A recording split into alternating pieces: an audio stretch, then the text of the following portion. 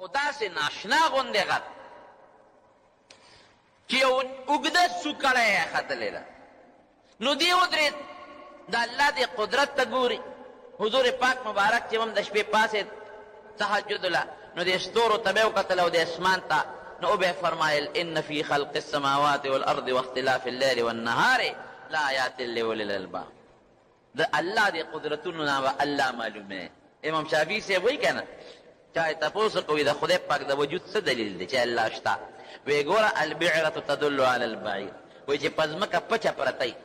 نو تا ته پته لګي چې په دې لار باندې اوښ تللی دی. پچه خو بغیر د اوښ نه نه که نه، پچه پرته ده نو تا ته پته لګي چې په دې اوښ تللی دی. چیلی پچې نو چیلی پې تللی ده، نو د یوې پچې نه خو ته اوښ او چیلی معلومې، او د دومره کائناتو نه به تا ته خپل رب نه معلومېږي. عجیبه دلیل دی. نو دې غر ته چې وکتل نو ودرېد او د الله قدرت، خدایه دومره غټ غر، دومره مضبوط او اوچت. نو فرشتې چې کله په زړه کې څه وسوسه یا څه خبره پیدا شي، شک پیدا شي، نو الله سره نسبت وي، فورا الله د هغه شک ختموي. وسوسه د خدای په قدرت کې شک نو، هسې هغه تعجب یې واخېسته چې ستا څه لوی قدرت دی خدای. فرشته وله راله، ولې؟ وی د الله د قدرت ته حیران یم، داسې غر څومره لوړ او دومره غټه سوکړی لکه د منارې په شان. مونږ ورته مناره وایو. وی د دې نه ناشنا شی درته وښایو، وی د غر دې څوکې ته وخېږي. نو پیغمبر له خدای ګوره ډېر لوی طاقت ورکړی. د غر څوکې ته ورسېد چې اوخت د غر د څوکې د پاسه داسې د میچنې د پل غوندې یو تیږه پرته ده. خدایه دا دې څنګه راغښتې ده او په دا څوکه د پاسه دې ایښودې، لکه سړی چې په دې ګوته د پاسه پرچ یا مثلا یو پلیټ الاوړي. خدای دا ستا دونه لوی قدرت، دا څنګه راغښتې شوې ده او په دا څوکه پرته ده؟ فرشته ورته وایي دې نه ناشنا شی راته وښایو. وی لکه خوښ د هغه غر میدان ته یې کړ، زلزله راله پر یې غر باندې. چې زلزله راله نو هغه کومه تیږه چې د غر په سر الاوړی وې ځان د پرته واتې پرېوته. چې پرېوته وی ورشه اوس هغه غر ته لږ سر ورتا که. چې ورغی عیسی علیه السلام او غر ته سر ورتا که، انسان پکې ولاړ دی، په هغه څوکه کې په هغه غار دی پکې د برنه، او په هغې کې یو سړی ولاړ دی. حیران شو، فرشته وله راله او که دا لا څوک دی؟ او دې سړي ته په هغه غر کې خشته ښکلې رڼا ده، په هغه غار کې مزېدار، او ورته کوزه پرته ده د اوبو خشته ډکه، او د انګورو غونچک هم ورته پروت دی،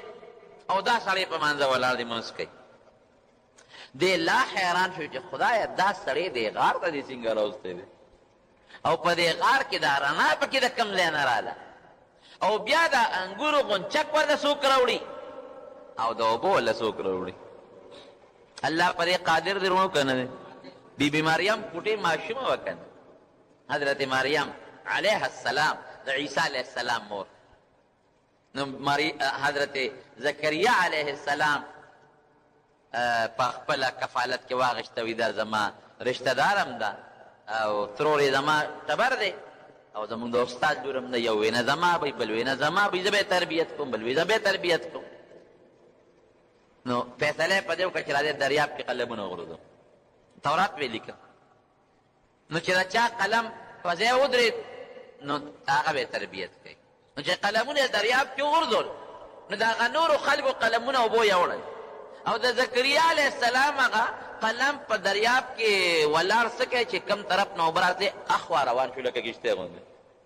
قرآن شریف کې الله وایي وکفلها زکریا. نو یو کوټه یې وله جوړه کړه او په هغې کې د بیبي مریم کېنوله. کلما دخل علیها زکریا المحراب وجد عندها رزقا، چې کله به هغه کوټګۍ دروازه یې کلو کړه ورننه نو ورته به روزي پرته وه هغې ماشومې جینۍ ته.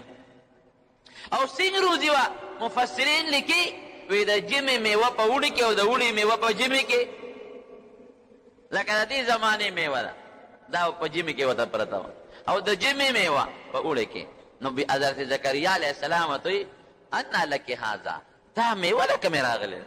دروازه خو ما د بار نه جننده کړې ده، چابي ما سره ده، مجال نشته چې څوک درته راننوځي. بل دا ده چې دا میوه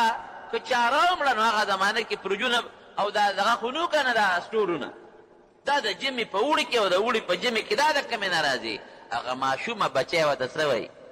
چې د عیسی علیه السلام وروسته مور ګرځي قالت هو من عند الله دا د الله د طرف نه ده پټینۍ ماشومه ان الله یرزق من یشاء بغیر حساب الله چې وغواړي نو چاله چې وغواړي بې حسابه روزي او رزق له ورکوي داسې ده که نه په تیږه کې دننه په کاڼي کې دننه چینجیله پروردګار رزق روزي ورکوي په دریاب کې دننه هلکه مونږ وایو مونږ خو پټې کرو نو غنم ځکه راځي مونږ خو پټې کرو نو جوار ځکه راځي نو ما ته په دریاب کې د کب غباړی وښایه او ما ته په دریاب کې د کب هغه یوریا خاوره وښایه چې ګنو ته یې دننه واچوله او دا چې څومره دا مرغۍ دي د دې ما ته هغه ځمکې او جیدادونه او بنګلې او کارخانې وښایه الله ورکوي رزق خرونو دا عقیده په خدای کامل او ساتئ چې ان الله یرزق من یشاء بغیر حساب چاله چې الله وغواړي نو بې حسابه روزي او رزق ورکوي نو حضرت عیسی علیه السلام چې وکتل چې خدایه نو سړي ته ولاړ دی سړي سلام وګرځه سلام یې وګرځه نو تپوس یې ترې وکړي ملګري څوک یې بني آدم د آدم علیه السلام اولاد کې مسیح دا څه شی پروت دی دا اوبه دي دا الله راکوي دا انګور دا مې خوراک دغه انګور خورم او دا اوبه الله راکوي او نور څه کې به دقه د الله عبادت کو د ورځې مې روژئ او د شپې دغه منځونه او دسونه منځونه کوم او دغه عبادت کوم ملګري د کله نه یې دلته عبادت شروع کړی دی عیسی علیه السلام یې تپوس کوي وی 400 کاله مې وشو په دې غار کې د الله عبادت 400 سال حضرت عیسی علیه السلام حیران شو خدای د ده عمر ته وګوره او داسې عبادت ریا پکې نشته څوک یې وینې نه ګوډ چاري نشته خپلوانو سره تل او غم خادي نشته گپ شپ نشته یو شان عبادت الله د رضا ده پورې ګورې رونو الله د کوي او څوک ولا بل شان عبادت نو عیسی علیه السلام الله ته مخ اوچت کړ یا الله د دې انسان نه خشته او تا ته غوره انسان به بل څوک کي داسې عبادت بې او یو کس شته د ده نه ما ته په عبادت کې زیات نږدې دی څوک دی الله راته وښایه چې ورپسې لاړ شم نه هغه به وروستو راځي د نبي آخر الزمان د آخر زمانې د پیغمبر امتي چې د شعبان په 15مه شپه زما عبادت وکړي د دې انسان د دې 400 کالو د عبادت نه زیات اجر او ثواب به ورکړي دا د الله رحم دی که نه په خدای یقین کوه زه کله حیران شم چې خدای ستا څونه رحم دی مونږ د نه څه واخیستی یعنې که یو سړی ووایي چې السلام علیکم ثواب یې وشو او زبردست ثواب یې وشو لږ هم نه بې شمېره نیکۍ دي او که بل ورته ووایي چې وعلیکم السلام هغه هم ثواب وشو که دې وایي چې السلام علیکم او وایي وعلیکم السلام ورحمت الله ډبل ثواب یې وشو که دې وایي السلام علیکم ورحمت الله زیات کړي ډبل ثواب وشو که هغه وایي چې وعلیکم السلام ورحمت الله وبرکاته د درې چنده زیات ثواب وشو که پرنجه وکړي ټوشي وکړي نو خو انسان دی خامخا ټوشي کوي که نه دې رس خو چا په مدرسه کې ټریننګ نه دی کړی دا خو طبیعي چیز دی او دې وایي الحمدلله بیا ثواب وشو ابل چې واوري یرحمک الله باندې خو جبه نه ستړي کېږي هغه له په الله اجر او ثواب ورکوي په دې لاره کې یو غنه پرته ده او هغه دې اوچته کړه چې مسلمان ته تکلیف نه وي په دې هم خدای اجر او ثواب درکوي د خدای رحمتونه مور ته کور ته ننوتې او مور ته په خوشحاله نظر وکتل الله ثواب درکوي پلار ته په خوشحاله نظر وکتل الله ثواب درکوي څومره ثواب نو چې مور او پلار ته په خوشحاله نظر وکتل چې ته ورته مسکې شي او هغه مور او پلار هم ځان ته مسکي کې د قبول شوي حج برابر ثواب درکوي حج په 2 لکه روپۍ نن سبا نه کېږي نو تپوس کېږي د حضور پاک مبارک نه صاحب دا که څوک زیات ورننوځي 100 ځله ورغې 200 ځله کور ته ورغې او دقسې په خوشحاله نظر بخاري کې حدیث دی د ترمذي شریف کې حدیث ترمذي کې حواله مې درکړه او مشکات کې هم شته ورمایي ورته وی دا خو لا 100 نه چې 1000 کرته الله رحمت دې نه زیات دی ورته ګورې په خوشحاله نظر الله د هغې نه زیات ثواب درکوي د خدای څونه رحمتونه دي ماشوم دې اوچت کا او په سر دې ولا لاس کېښود اجر درکوي مشر ته بالغ کېښود ثواب درکوي مشر د مټه دې ونیوه بابا راځه سوزګي طریقې جوم الله ثواب درکړي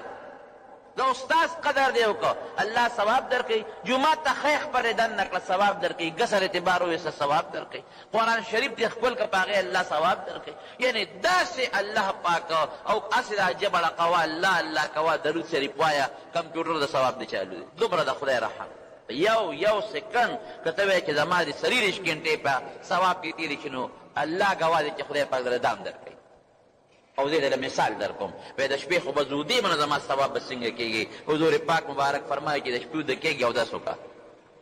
او چې اودس دې وکړه نو لا اله الا الله شروع وکړه نو چې خوب درغې که نه او په دې کې اوده شوې نو تر پاسېدو پورې ستا دا ټول وختونه په ثواب کې تېر شو او که په دغه شپه کې مړ شوې نو الله به یې د شهیدانو په سب کې پاسوي اوس به سره څه کوې دا اوس خدای پاک مونږ له بانې لټوي که نه لټوي په معمولي غوندې خبره ښه یاره دا هم راته ګرانه ده دا به څنګ کېږي دا خو د شپې ثواب شو خو د ورځې به څنګ کېږي وی ښه نو داسې کوه چې د هر مانځه نه پس آیت الکرسي وایي هر مونځ چې دی وکړه ورپسې آیت الکرسي وایه ښه نو چې کله وده کېږي بیا آیت الکرسي وایه نو ستا ټول ټیم په ثوابونو کې لګیا دی لیکلي کېږي ښه په یو موقع کې فرمایي وی مانځه پسې 3 کرته سبحان الله 3 کرته الحمدلله او 4 کرته الله اکبر وایه څو شروع سل شو که منځونه څو دي 5 دي منځونه څو دي 5 نو سوچو 500 شو 500 شو نو چې 500 دا شو او د شپې وده کېږي او سل کرته وایي نو 600 شو که نه نو 600 په لسو کې ووهه د یو نیکۍ ثواب چې دی نو هغه یو په لس دی نو چې 600 د په لسو کې څو شو 6,000 شو که نه نو حضور پاک فرمایي وي تاسو کې څوک دی چې در ورځې 6,000 ګناهونه کړي د 6,000 ګناهونو ذمه دار خدا شو څوک داسې شته چې 6,000 ګناهونه یې کړي یعنی موقع په موقع الله د ثواب درکوي درته موقع په موقع د ګناه درجېدو غم کوي نو چې اوس مونږ بدقسمته یو پوټې غوندې په کنځلو خوله ستړی کوو په غیبت مونږ ستړي شو په چغلۍ مونږ ستړي شو لیکن دغه معمولي عبادت مونږ نه کوو دا خو زموږ خپله غلطي شو نو جناب وی د دې سړي چې کوم د شعبان په 15مه شپه پاڅېده او رب العالمین ته عبادت وکړه د هغې انسان د هغه یوې شپې عبادت د دې سړي د 400 کالو د عبادت نه بهتر دی او د هغه سړي عبادت څومره مزیدار واله عبادت نورونو د شب قدر شپه عبادت وکړئ الله او د ورځې روژه ونیسئ ویم درته د ورځې روژه ونیسئ او د شپې الله ته عبادت وکړئ حضور پاک مبارک فرمایي وی چې الله په دې شپه باندې 300 رحمتونه او 300 بخښنې نازلوي مغفرتونه خو یو څو کسان نه بخي ګورې لکه یو پټې درته خبره سخته کوم حدیث کې راځي یو څو کسان نه بخي هغه څوک دي چې هغه نه بخي یو مشرک چې الله سره دویم خدای لري ګڼي شرک کوي هغې نه دې الله وساتي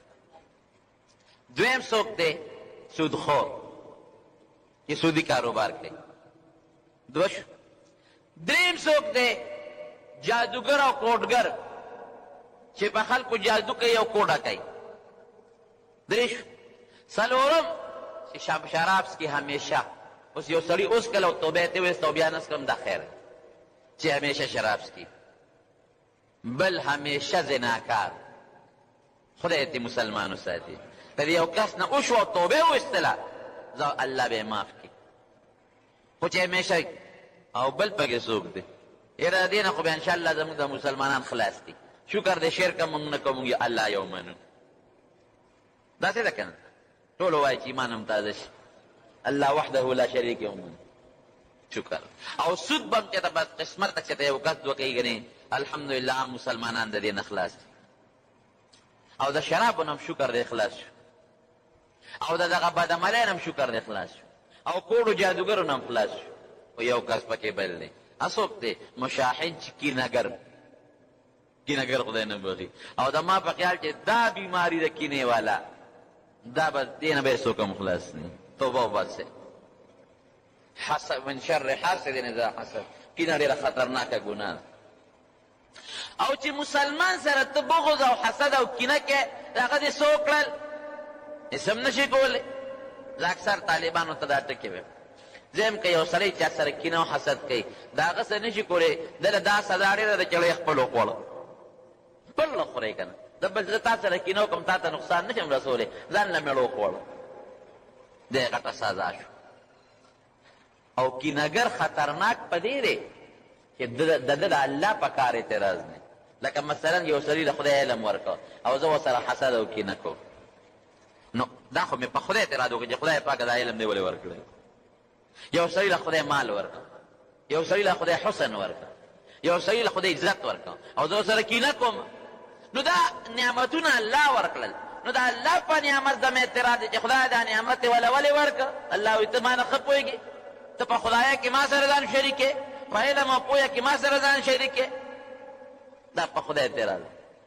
نو دا څو څیزونه دي چې له دغې کسانو رب العالمین په دغه شپه باندې دعا نه قبلوي. 300 رحمتونو نه او د 300 بخششونو نه دا سړی پاک دی. نو د دې نورو نه خو شکر دی مونږ خلاص یو او کوشش وکړئ چې د دې کینې او د حسد د بیمارۍ نه الله نه سوال وکړئ دا داسې څښا بیماري ده چې هر سړي ته په ډاله کې راځي چې خدای پاک هم د کینې مسلمان سره د بغض او حسد او د کینې نه محفوظ وساتي. نو دا شپه د شب قدر ښه اوس دې ته شب قدر ولې وایي شو قدر چې مونږ وایو دا قدر شپه. نو قدر دوه معنی دي قدر عظمت او لویې ته وایي د لویې شپه ده هغه لویي خو تاسو ته معلومه شو چې الله تعالی په دې شپه څونه مهربان دی. دیم قدر تقدیر ته وایي رب العالمین په دې شپه باندې د لوح محفوظ نه فرشتو ته حکم وکړي چې د فلانکي سړي د 1 کال تقدیر ولیکې او د دنیا فرشتو ته حواله کړي. نو په دې شپه د هر انسان د راتلونکي 1 کال چې څومره تقدیري فیصلې دي د خدای پاک لکه زما متعلق فیصلې دي چې دی به په دې کال کې دونه ډوډۍ خوري دونه به دې اوبه څکي دونه به دې ګرځي بیماري به راځي نه به راځي مرګ به راځي نه به راځي. نو چې د هر انسان متعلق د راتلونکي 1 کال څومره فیصلې دي د ډوډۍ او رزق او ژوند د عزت او ذلت او بیمارۍ او ګرځېدل او ناسته ولاړه دا هغه فرشتې راوالي د دې شپه باندې دا لیکل شروع کړي. نو په رمضان کې چې کوم لیلة القدر راځي نو په هغه شپه باندې د دنیا فرشتو ته حواله کړي چې دا واخلې د فلانکي سړي د راتلونکي کال عملنامه او هغه د دنیا ژوند د هغې دا نقشه ځکه ورته لیلة القدر وایي. د تقدیر د لیکلو د انسان د تقدیر د لیکلو د شروع شپه د دې وجې نه علما لیکي چې سړی په دې شپه د الله نه سوال کوي نو داسې سوال دی وکړي. معزز سامعین د شیخ الحدیث حضرت مولانا محمد ادریس صاحب په ښکلي او پر اثر آواز باندې د اسلامي واقعاتو او مختلف بیانونو اوریدلو دپاره زمونږ د یوټیوب چینل ځان سره سبسکرایب کړئ او ملګرو سره هم شیر کړئ. داسې سوال یا خدایا په دې شپه زما تقدیر لیکلی کېږي فرشتې یې لیکي نو خدای زما په تقدیر کې روغ صحت واچوې خدای زما په تقدیر کې ایمان واچوې خدای زما په تقدیر کې نیک عمل واچوې خدای زما په تقدیر کې سعادت او خوشبختی واچوې او سپېرتوب ته وباسې خدای زما په تقدیر کې رزق واچوې زما تقدیر کې عزت واچوې.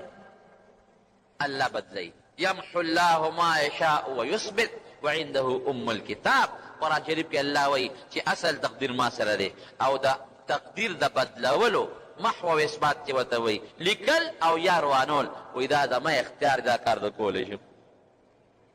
نو په دغه شپه به د رب العالمین نه دغه سوال کړي دروازې به یې روژه ونیسي. او ما چې وختنی کوم حدیث ته وایي د عایشې صدیقې رضی الله تعالی عنها حدیث دی د حضرت ابو هریره نه منقول فرمایي چې ان الله ينزل ليله النصف من شعبان الى السماء الدنيا. خدای پاک د لومبي اسمان ته د شو قدر په دا نیم د میاشتې په دا نیمه کې په دا 15مه شپه راکوزېږي. نو د خدای کوزېدل د خدای د رحمت راکوزېدل د الله کوزېدل د خدای د شان سره مناسب دی. داسې کوزېدل نه کوي لکه دا مونږ چې څنګه کوز پاس کېږي د خدای زمونږ په شان داسې وجود نشته لیس کمثله شیء. د دوی لومبي اسمان ته راکوزي نو څه چل کوي فیغفرو لاکثر من عدد شعر غنم لبني کلب په عربو کې بنو کلب یو قبیله وه هغې به ګډې چیلې ساتلې نو رونو د یوې ګډې ویښته به څوک وشماري نه د یوې ګډې چیلې ویښته وړی څوک نشي شمېرلی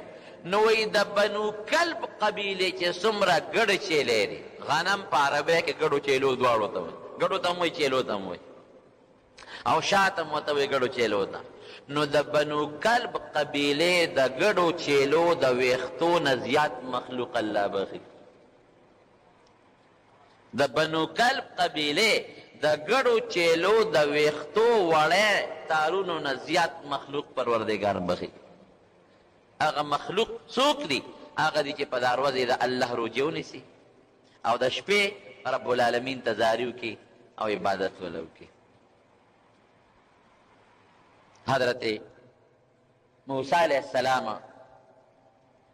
یو ځل په لاره تېرېده یو سړی لګیا دی رب العالمین ته زاري کوي یو جاړي ورته چې موسی علیه السلام پې ورغی هغه سړي ته وایي ولې وی د خدای د قهر نه یریږم ځکه جاړه ته څوک یې وی زه موسی یم د بني اسرایل ورته غاړه وت لاسونه یې وله ښکل کړل ځکه د دې پیغمبر د هغه هم دونه امتو زموږ د نبي علیه السلام د امت غوندې خو نو کم خو لکه د نورو پیغمبرانو نه امت زیات وی حضرت د الله پیغمبر چېرته دی وی تور ته دم د الله ملاقات له یا زما یو سوال خو الله ته وکړه وایه څه سوال دی الله ته ده ووایه چې ما خدای وبخي دا جړېدونکې بنده ورته وایي موسی علیه السلام تا به خدای بخي ځکه څونه الله ته عبادت کې سجدې لګي او خدای ته جار چې حضرت موسی علیه السلام څنګه تور ته لاړ او هغه الله سره خپل مناجات او ملاقات وکړه د دې سړي درخواست یې ور مخکې کړ الله په لاره روانم او زما یو امتي دی او لګیاو ډېر یې درته جړل او ډېر فریاد یې کو او عبادت کې لګیاو نو ما دې تپوس وکړه چې د عبادت ولې کوې وی د خدای نه یېرېږم الله ستا د یېرې نه او بیا یو درخواست زما په ژبه تا ته کوي زم سفارش کوم چې ته یې وبخه وی الله په جلال کې راغی چې دغه سړی بلکل نه بخلي کېږي نه بخم ته د سفارش به نه کې د یو ګناه کړی ده چې په هغې خبر دی او زه پې خبر یم ګوره الله دونه پرده پوخ دی چې موسی علیه السلام یې پې نه کوي چې دا څه ګناه وه څوک نه خبر داسې ګناه یې کړې ده چې په دې یو زه پوهېم او یو پې دغه سړی پوه دی او بلکل یې نه بخم ورته وایه چې ستا بخشش نشته عبادت کې کوه او که نه کې مه کوه موسی علیه السلام باندې خو جلال وخو چې د الله جلال په چاره چې هغې ته څوک ټینګېدی نه شي واپس راغی چې واپس راغی نو اتفاقا دا سړی بیا میلو شو وی زما درخواست الله ته مخکې که او ستا درخواست مې مخکې که څه چلو شو وی خفه کېږه مه خو ستا بخشش نشته الله خو تا ته ډېر سخت غصه دی څه ګناه دې کړې ده تا هغه ګناه کړې ده چې الله وی بلکل یې نه بخم دا دې څه ګناه کړې ده سړی ورته وایي وی الله درته زما ګناه نه خوله وی نه نو چې الله په ما پرده واچوله نو زه ولې خپله پرده اوچته کړم الله په ما ګوره دونه بخي یې نه سزا ورکوي لیکن هغه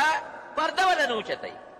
او موږ څه کوو من ستر علی مسلم ستر الله علیه فی الدنیا والآخره حدیث کې راځي چې چا په مسلمان پرده واچوله الله به په دې سړي په دنیا په آخر کې پرده واچوي او موږ څه کوو پرده اچوو نه پرده اوچتوو یو سړي کې به غلطي نه موږ ورپسې جوړوو یو سړي کې به ګناه نه موږ ورپسې هلکه پلان کې دا چل د خدای بنده که پکې دا نو پټی کا تا پیغمبر امتی الله ته جوړېږي یو سړي کې غلطي ده پټی کا یو سړي کې نقصان دی پټی کا او موږ خلک په نقصان او غلطي خو پرېږده چې پکې نه ورپسې راوباسو پلان کې دا چل دی پلان کې دا چل دی دا ډېره خطرناکه ګناه وایي ښه نه الله په ما پرده واچوله او زه ښکاره کړمه نه د الله رسول نه ښکاره کړم اوس به څه کوې نو تا خو بخي نه وایي که مې بخي که مې نه بخي عبادت زما کار دی بخښنه د خدای کار دی عبادت خو له نه پرېږدم خفه کړی مې دی نور یم خفه کړمه خپل رب مې خفه کړی دی غصه کړی مې دی نور یم خفه کړم که مې بخي که مې نه بخي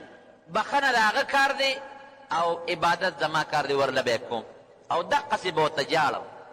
او ولې ځکه چې بل ذات نشته چې زه د ده نه لاړ شم هغه ته وجاړم او بل د بخښنې خاوند نشته چې زه دا پرېږدم هغه له لاړ شم نو د بخښنې ذات هم دا دی او هغه ذات چې سړی ورته جاړي او فریاد ورته کوي غم دغه دی، نو که ما بخي که نه بخي دغه جړه به ورته کوم او دې نه به ورته زیاته به کوم. دا زما کار دی او بخښنه د هغه کار. سموده پس موسی علیه السلام بیا لاړ تور ته، الله سره مناجات یې کو، رازداري کوله. چې فارغ شو نو رب العالمین ورته وی ای موسی وی د هغه سړي هغه خبره خو دې ماله راوړې وه او چې واپس تلې در سره یې کومه خبره وکړه نو ادې ذکر نه کړه؟ وی الله واپس چې تلمه نو ما ته خو هغه داسې ووی او ته وی دې نه بخمه؟ وی حقه وخت مې وبخه چې هغه خپل عاجزي وکړه او خپل زاریه وکړله، نو ما د خپل کتاب کې چې د عذابونو کوم کتاب دی هغې کې ورته نوم روان کو، د مغفرت او د رحم او د جنت په کتاب کې مې ورته نوم ولیکه. قسم په خدای که د خدای نه زیات رحم په بل چا کې وي. مونږ لګیا یو خفه کوي او بیا هم روزي راکوي، مونږ لګیا یو او خفه کوي بیا هم جامه راکوي، مونږ یې خفه کوو بیا هم عزت راکوي، مونږ یې خفه کوو بیا هم بچي راکوي، مونږ یې خفه کوو بیا هم خوشحالي راکوي. ته خو به وکړې چا سره دا کار؟ نو پروردګار دغه حدیث دی چې نبی علیه السلام فرمایي چې په دغه شپه چا د الله عبادت وکړو او د ورځې ورته روژه ونیوله، نو خدای پاک په دغه شپه باندې دغه خلک د بنو کلب قبیلې د ګړو چیلو د ویښتو نه زیات مخلوق پروردګار بخي. نو زما رونو د ورځې روژه ونیسئ پروردګار د الله د رضا لپاره، دومره ګرانه خبره نه ده. او د شپې خوب وکړې، خوب منع نه دی ښه، په لومبۍ حصه کې خوب بهتر دی او په اخره شپه کې تهجد پاسئ، نو الله له عبادت وکړې، تهجد وکړې او د خدای نه سوال وکړې. قرآن شریف کې چې الله د خپل صفت بیان کوي انک لعلی خلق عظیم، نو هسې نه کوي، بهترین خوی خدای پاک ورکړی. کور کې دننه د بیبیانو سره څومره خشته ښکلې خوی مونږ کې د هغې ذره میسه هم نشي جوړی. عائشہ صدیقه رضی الله عنها فرمایي وی حضور پاک په ځان له کمبل په خپله ګنډه چې وبش دی. ګوره بیبیانې دي، د چا یو بیبي وي یا دوی یا درې وي چې څلورې، نو هغه به د کور کار وکړي. وی دا ښځې مې سره راوستې دي، زر مونږ دا ووایو او دا تاسو سره پاره کور کې ناستې کار به زه کوم. که یو ښه د خاوند ته ده ووایي چې دا لږ دا ماچس وه دا اور خو راته بل که څونه بد به ګڼي. زه به تا د اور بلم، د سنډېمه به کټ کې راته ناستی شل خبرې ورته وکړي. او حضور پاک مبارک که نه بیبیانې دي او قسم دې زارېدې به تې بیبیانې وی د خدمت دپاره. او بیا هم نبی علیه السلام مبارک عایشه صدیقه فرمایي وی ځان له به څادر چې وشلېد په خپله ګنډه او وی پاڼه به یې ځان له په خپله ګنډله چې وبشلېدله او وی د کور کار به یې موږ سره کو. کان فی محنت اهله، د کور د بیبیانو سره به یې د کار خپل کور کار روزګار کو. او چې کله به بانګ وویلې شو هر څه به یې غورځول، نیغ به جومات ته ووته. دی څومره ښایسته ښکلې خوی دی. لوی خلک د دنیا کافر د لکونو په تعداد دا رب العالمین د حضور پاک د ښایسته او ښکلې اخلاقو د وجې نه مسلمانان کړل. یو غټ کافر و یهودي زید ابن دسنه پیغمبر علیه السلام له قرض ورکړی. راغی یو موقع کې د قرض د ادایګۍ یو څو ورځې پاتې وې او مخامخ حضور پاک ته ودرېد. وی زما هغه شی راکړه چې ما دله څه قرض در باندې پورې دی. ورځې پکې ورځ دوه وې، حضور پاک غلی شو در کوم. بس هغه فوراً بدرت شروع کړل. وی تاسو خلک هم داسې کوئ د خلکو نه مال والې او بیا نه ورکوئ. او لږ نور هم ورپسې مخکې لاړ. وی تاسو د عبدالمطلب خاندان هم دقه چل دی، د خلکو مالونه خورئ، دا څونه سپکې خبرې د خلکو په مخ کې. او حضور پاک د صحابه په منځ کې ناست دی، صحابه ورته ګوتې پټ لقوي چې بار به وځي که نه. نیکبخته ده خو ستا په قرض کې دوه څلور ورځې پاتې دي، چې نیټه هم راشي نو خلک دوه درې ورځې مهلت ورکوي. ستا لا نیټه نه راغلې او بیا زمونږ مخکې زمونږ د پیغمبر سپکاوي کې صحابو د حضور پاک بد او سپکاوي کې هم دی زغملی شو. خو د نبي علیه السلام مخکې به یې غږ نه کو. ده چې دا بند ردوي حضرت عمر ورته غوسه شو. وی ستا ټیم خو لا شته، او پام کو که بله خبره دی وکړه چې اوس د ناصر اخوا په طول وغورځو زمونږ مخکې شرمېږي نه او زمونږ د پیغمبر بې عزتي کوي او په بې ځایه کې تعالی حیا نه لري. ګوره حضور پاک مبارک خبره د حضرت عمر درسته وه چې ته بې ځایه ولې تا له خو دا ټیم هم د قرض نه دی پوره بې ځایه ولې زمونږ د خپل پیغمبر سپکاوی کې. لیکن حضور پاک حضرت عمر ته غصه شو وی عمره داسې مه کوه ان لصاحب الحق مقالا د چا چې په چا قرض پوری خبرې کوي قرض والا خامخا خبرې کوي او یو عمره وی دا تمه مې دننه وه چې دا تا کم کار وکړ تا له د دې په ځای داسې په کار وه چې ده ته دې نصیحت کړی وي او ما ته دې کړی وي. الله اکبر ده ته به دا ستا زم محتاج وم ستا نصیحت ته او دې محتاج وم ده ته به دا نصیحت کړی و چې وروره خیر دې په نرمۍ وغواړه دا ټیم خو دې شته خیر دې ورځ د صبر وکړه وخت دې شته او په نرمه وغواړه ده ته به دې داسې ویلي او ما ته به دې نصیحت کړی و چې چا نه قرض والی 2-3 ورځې د نیټې نه مخکې وله تیار ساته نو زم ستا نصیحت ته محتاج وم او دې محتاج وم نو غصه دې وکړه ښه دې ونه کړل. ان لصاحب الحق مقالا خامخا حق چې غوښتونکي چې د چا په چا پورې خبرې ورته کوي زه دې بوځه عمره وله د ده چې څومره خوراک کېږي وله ورکه او لږ زیات یې ورته یاد کړي دومره ورپسې زیات هم ورکه ځکه تا ورته څو خبرې وکړې هغه لار د هغه چې څومره غله کېده هغه یې وله ورکړه نو چې کله هغه زیاتي ورته تله یې ورکو نو هغه زید ابن دسنه وی زما حق خو پوره شو دا څه راکې وی دا پیغمبر علیه السلام وی چې زیاتي ورکه ځکه چې ما تا ته 2-3 خبرې وکړې نو په هغې ته خفه شوې ګوره حضور پاک دا نه وی چې زه دې خفه کړم نه ته خفه شوې چې عمر درته خبرې وکړې نو د هغې په عوض کې دا لږ غوندې زیاتي وله ورکه هغه سړی ورته وی عمره ما پېژنې وی نه وی زه زید ابن دسنه و د یهودیانو هغه لوی علامه مولا هغه یو مغیب یاره نو کم از کم تا له خو نه وه پکار یو عام سړی که زمونږ د پیغمبر مخکې بد ویم نه دي پکار نو ته خو د اهلي کتابو د یهودیانو لوی عالم نو تا داسې ولې کول چې زمونږ د پیغمبر دونه بېعزتي دې وکړله هغه وی عمره ما په خپلو کتابونو کې د دې پیغمبر ټول صفتونه چې څومره وکتلي وو همې پکې ټول موندلي وو ما سوا د یو څو صفتونو نه دا مې د هغې جانچ پړتال کو همې معلومول چې دا پکې شته که نشته یو صفت پکې دا دی زمونږ په کتابونو کې چې ده سره د غصې مقرا شي نو دی به غصه نه کوي او صبر به کوي ښکل اخلاق به لري او دویم چې که ته ورسره هر څومره جهالت کوي دی به د هغې په مقابله کې تا سره ښېګړه کوي دا صفتونه مې پکې نو مونتې او دا باقي صفتونه مې پکې مونتې وو نو زه نن دې لپاره مې دا غصې کولې چې زه ګورم چې دې غصه کوي که دې صبر کوي نو صبر مې پکې ومونته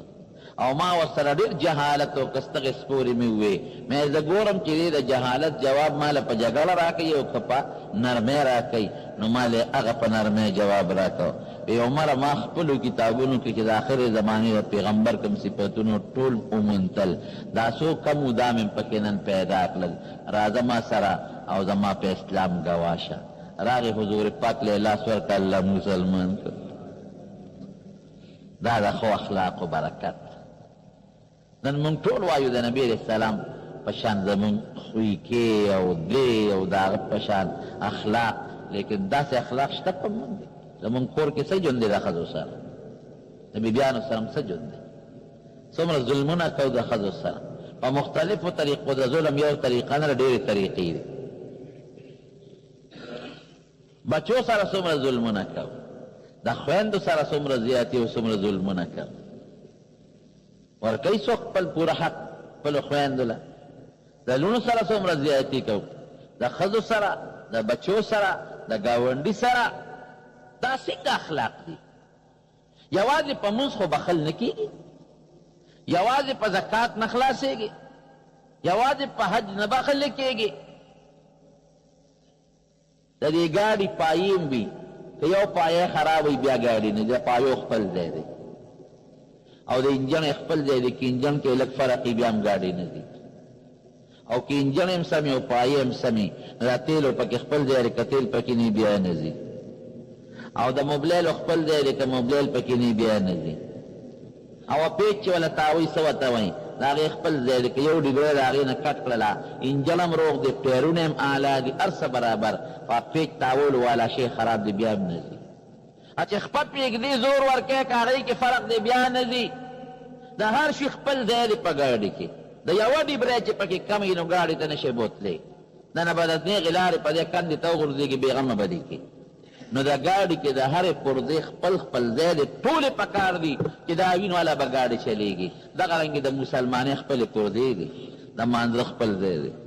که دا نی بیا د مسلمانۍ ګاډي دی بې ځایه دی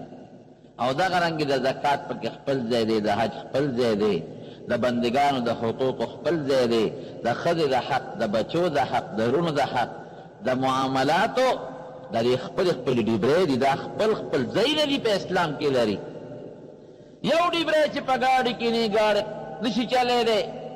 دغه رنګې د اسلام په دې ډیبرو کې او په دې پرزو کې چې یوه پرزه هم کمه اسلام به دې نیمګړي دا نشي رسولی دا به نه وی چې انجن قیمتي دی چې دا پکې وي ټایر ته پکې حاجت نشته او یا دا به نه وي چې روان خو په ټایرونو دی که ټایرونه یې ټیکي نو د انجن او د پیچ پکې څه ضرورت دی او د موبلیل او دغه پکې څه ضرورت دی د تیلو یو د څلوره نو ډیبری چې پکې کمه شوه نو بیا دې هم ګاډي نه دي دقه رنګې د دین اسلام دا یو ګاډی دی یا ادخلو فی السلم کافه او سر نه نوکه پورې په اسلام کې ور داخل شي او د اسلام چې څومره احکامات دي دا به منئ یو په هغې کې بهترین اخلاق نو خوی بدان کې پیدا کې وګوره د حضور پاک مبارک خوی ته سړی حیران شي یو صحابي دی کافر و مخ کې سمامه ابن اسار د یمامي سردارو روان دی مکې مکرمې ته صحابو له په ګوتو ورغې گرفتار یې او راوسته جومات یو ستن پورې وته نبی علیہ السلام مبارک وی دې څنې پورې وتاړی څوکۍ کوئ چې در نه ونه تښتي ډوډۍ هم ورکوئ اوبه هم ورکوئ او دسماتې له هم پرېږدی حضور پاک سحر وختي پې راووت ما عندک یا سمامه سمامه زړه کې دې څه سوچ دی وی صاحب درې خبرې مې دي پړی کې لومبۍ خبره خدا ده ان تقتل ذا دمن که ته ما وجنې نو خپل اختیار به دی د وینې خاوند به مړ کړي وینه ولې بوټې کړې او خو بل راخیږي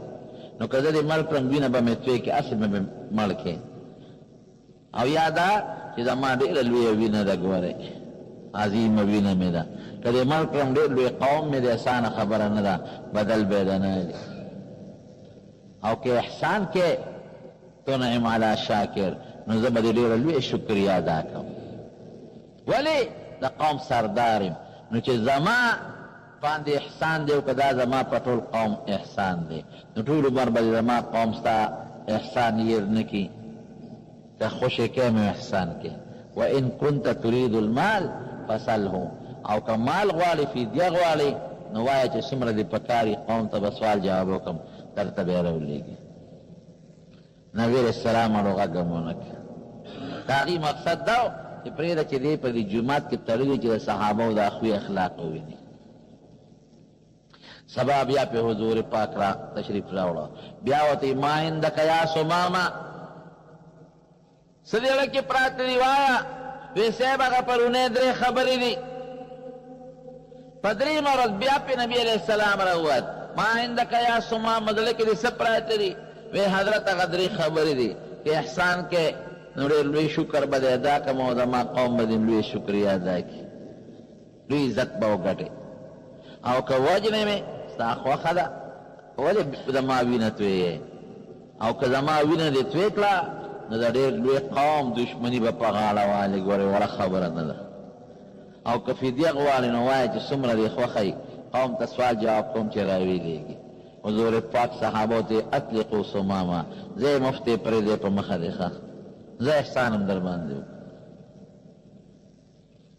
دی راووت د عربو دا قبایلي خلقو دې کې به یاره نه وه او نه په دوی کې به د چا نه غیرت پکې ډېر زیات و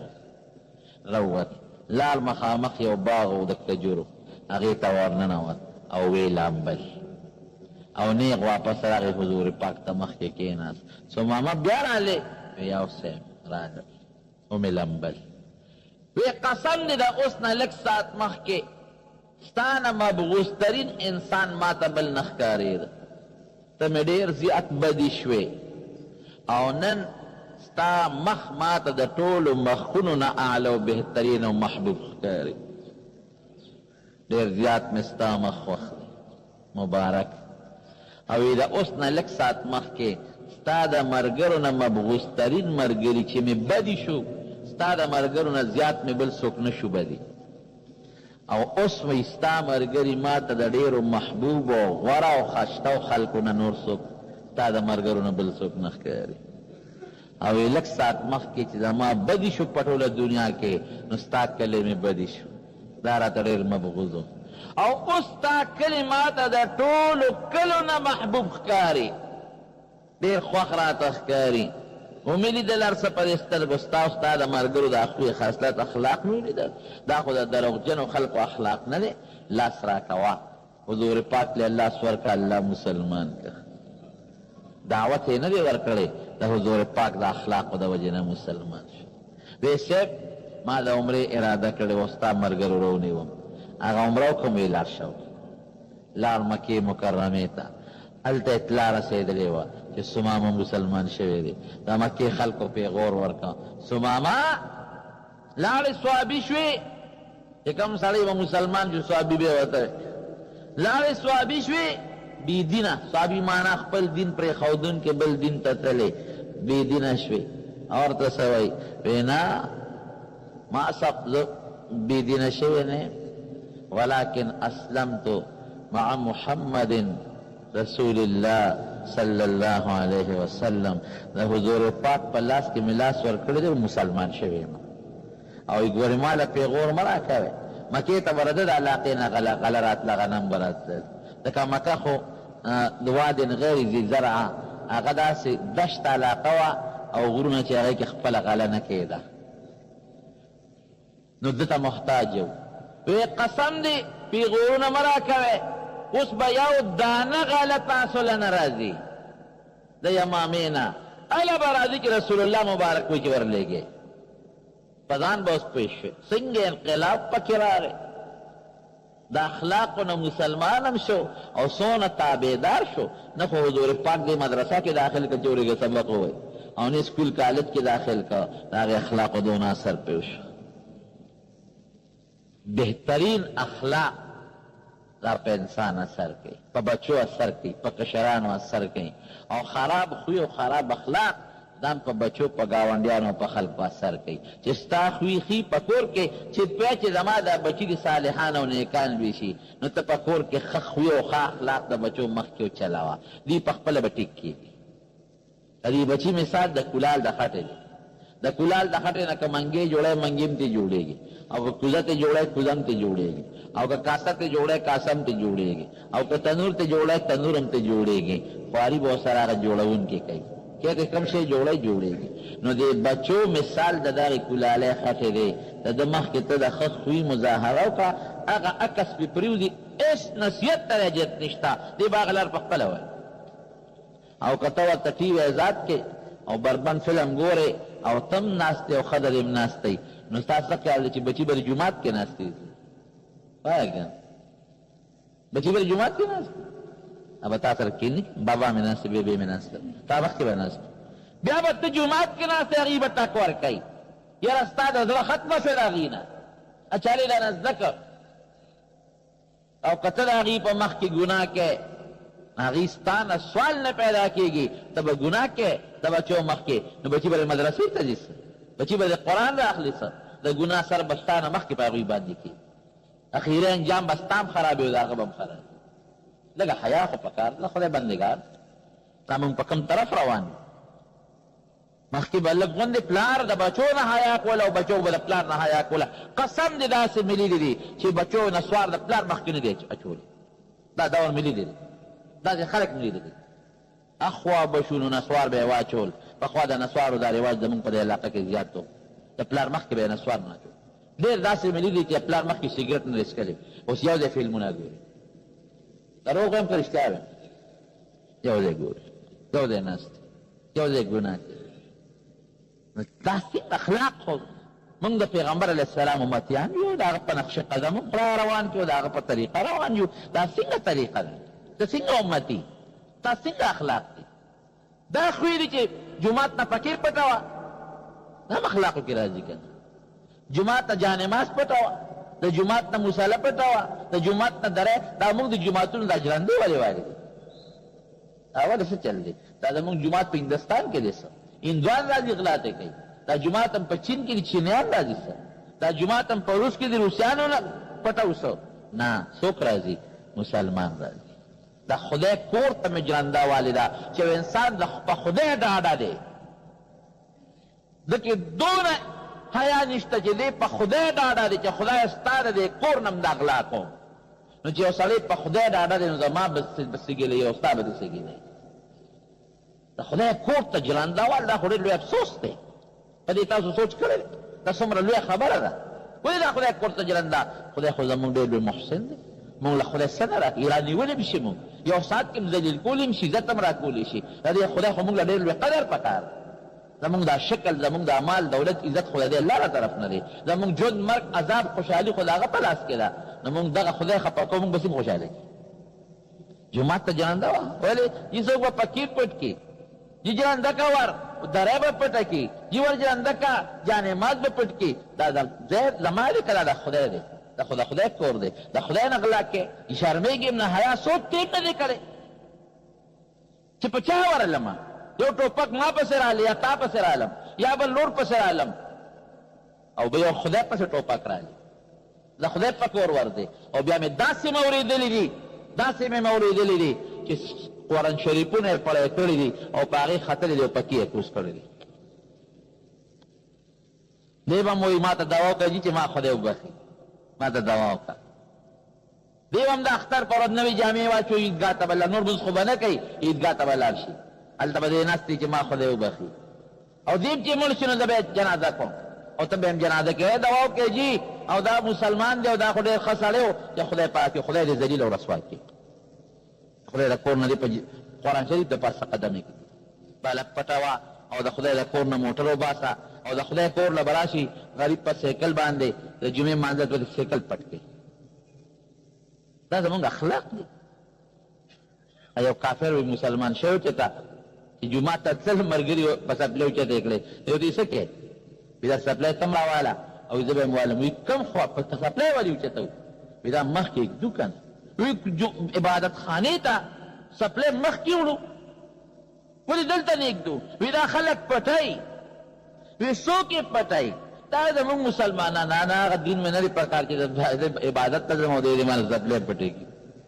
واپس منډه یې کړی، دا مې نه دی پکار. د صحابو خوی ته به کافرو کتل مسلمانېدل به، او نن د مسلمان خوی ته مسلمان ګوره په بل طرف کې تښتي. د مودې ته خوی رسېدلی دی. د خدای یاره نشته.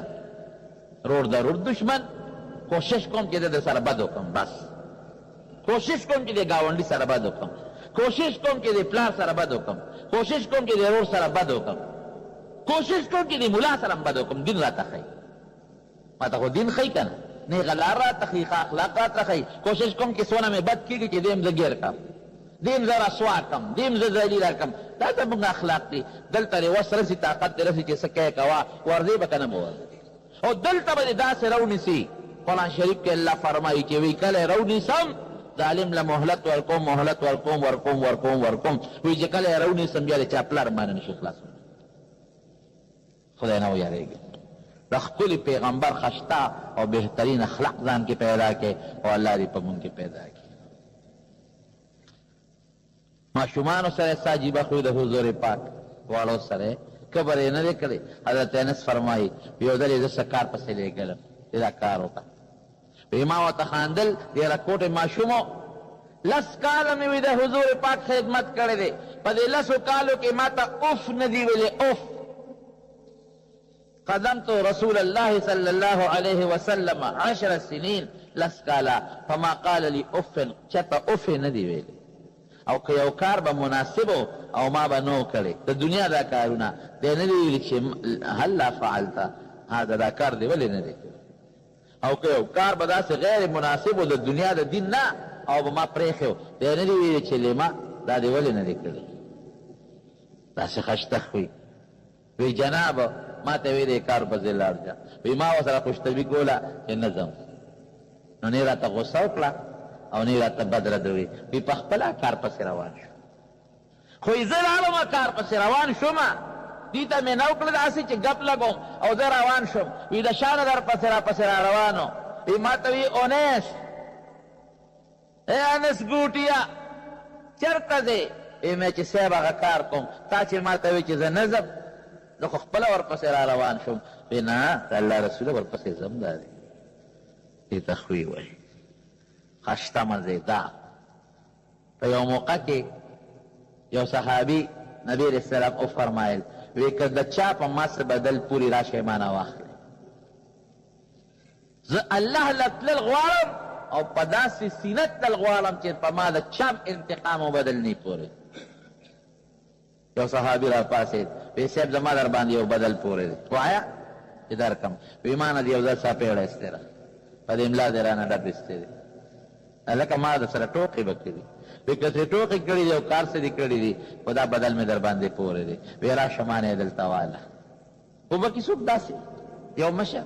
لکه ما خو ټوقې در سره کړو په ټوقې کې به تا ما سره هر څه کړي ما هم کړي دي زه ما نه بدل اخلم او صحابه په مخ کې صحابه هغه صحابي ته وایي چې الله خدای بنده ته منافق یې که مسلمان خو ستا پیغمبر نه دی دا به مونږ عزت کوو ادب به کوو احترام به کوو ته دې بدل اخلې وایي دا خو د پیغمبر قانون دی په خپله یې فرمایل چې راشه ما نه بدل واخله او حضور پاک په هغې کې مسکۍ دی هله شا به راشه ما نه بدل واله صحابي را پاسې صحابه هم پریشانه دي او ته څه وایي وایي صاحب تا چې زما ملا نه ډب ایسته وایي زما ملا بربنډه وه او ستا ملا باندې خو څادر پروت دی حضور پاک ورته زر څادر د ملا نه کوز کړ راشه ووهه هغه ورمنډه کړې په ژړا شو او د حضور پاک هغه مهر نبوت یې ښکلول شروع کړل ای ښکلاو ښکلاو ښکلاو عرفتو هذا یا رسول الله زما دا مقصد و چې یو بانه جوړه شي او زه ستاسو د ملا مبارک او دا مهر نبوت ښکل کړم چې دا کله وفات کېږي یو دوه درې ورځې مخکې روت جومات ته او په منبر کېناسته او په دومره تکلیف باندې روت بخاري شریف کې راځي چې دوه صحابو نیولې قدم مبارک یې نه شو اخیستی نو دا خپې ورپسې په ځمکه راښکلې کېدې او دې ګوتې یې په ځمکه کرښه راښکلې وه دا مره تکلیف او سر مبارک یې تړلی و په څادر سر یې خوږېده او په منبر یې کېنه او څه فرمایي لاول لومبې وصیت کوي الصلات د مونځ ګورې خیال ساتئ د مونځ برې خیال ساتئ مونږ ډېر انتهایی اهم شی دی نمبر 1 دویم څه وایي وما ملکت ایمانکم د وینځو غلامانو نوکرانو امسایو مزدورانو بېکسو غریبانانو به ډېر زیات خیال ساتي وګورئ وفات وخت کې ورسره دا فکر دې سره اخلاق ښه کېږي که نه چې یو سړی د غلام سره ښه خوی ساتي او د نوکر سره ښه خوی ساتي هغه به هم قدر کوي هغه هم عزت او احترام به کوي د غلام نوکر وینځې او دارنګې د همسایو ښه سلوک به کوې قسم دی حدیث پاک کې راځي وی چې کم نوکر دله ډوډۍ پخه کړه وی ځان سره ډوډۍ ته کېنوه او که نه هغه د سره نه کینې شرمېږي او یا ته نه کېنې نو د هغې خوراک نه لږ وله ورکه وی تو او لوګې خو په هغه تېر شوی دی د غلام متعلق وی او وی چې ته څه اغوندې نو غلام له دې هغه جامه ورکه دا څومره ښایسته او ښکلې خوی دی الصلات د مونځ خیال ساتئ لومبې اعلان د مانځلې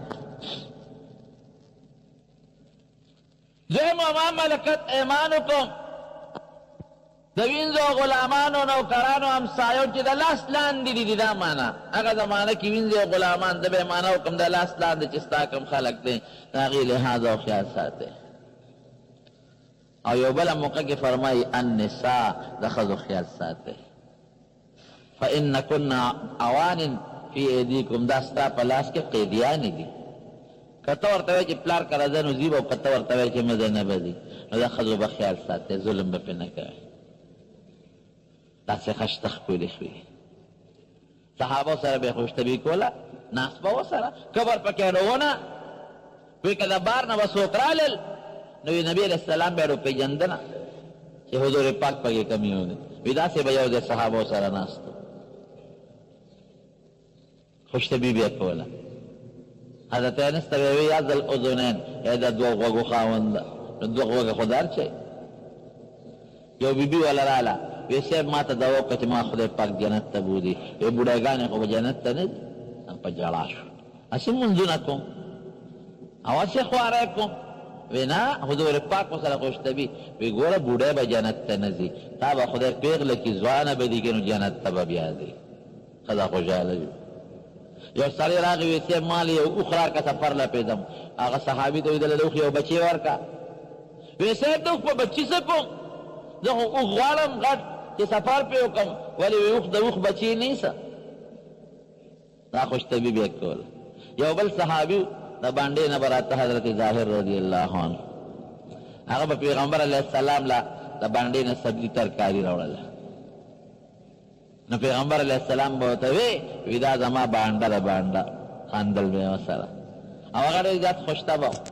او د شکل نه تور و. یو ځل هغه په بازار کې څه سودا خرڅوله. نبي علیه السلام غلی غلی شانه ورغی او د شانې وله سترګې پټې کړې، لاس یې وله په سترګو کېښود، لکه دا ملګري ملګرو سره کوي که نه کوي،